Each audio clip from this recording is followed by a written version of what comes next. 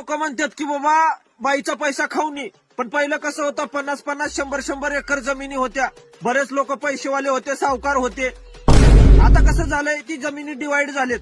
प्रत्येक माणूस जगण्यासाठी राहण्यासाठी सहारा हुडकलाले. बात सही आहे. आणि त्याच्यामध्ये जर पैसेवाली बायको मिळाली तर सोने पे सुहागा. त्याच्यात काय दीडशाने म्हणलं बाईचा पैसा खाऊनी. अरे का खाऊनी?